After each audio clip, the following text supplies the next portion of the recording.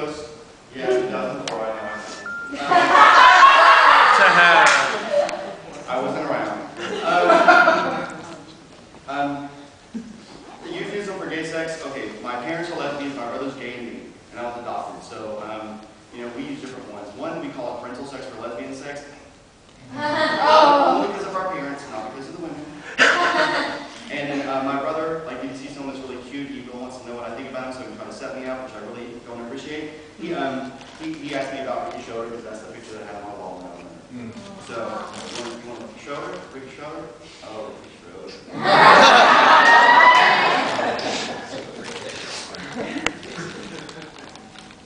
I still remember the first time. 19 hours on a plane, customs, insomnia, nervousness, perfection.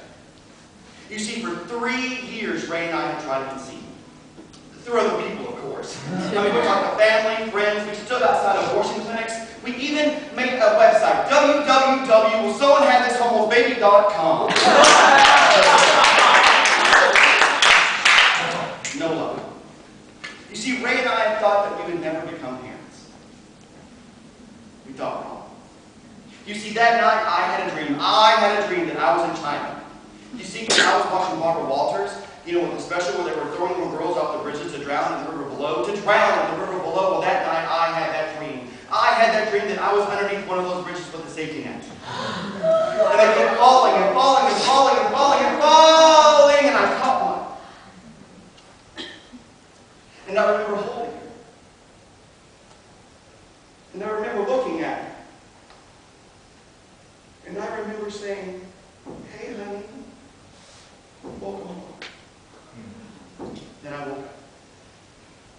And I knew exactly what I had to do. It was just like a dream. Minus the safety net attic of the dirty diapers. It was at the plane where we realized exactly what we got ourselves into.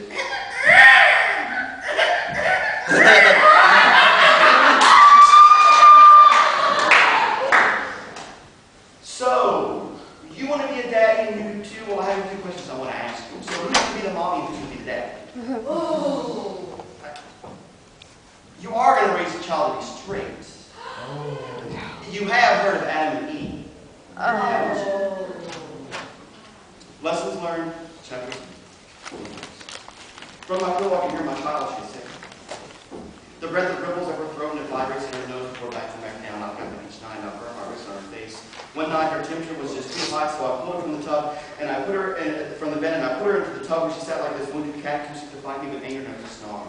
I soaked her head and I dressed her body. She cried for me to stop, and then I cried because that was Daddy's little girl, and I couldn't make her feel any better.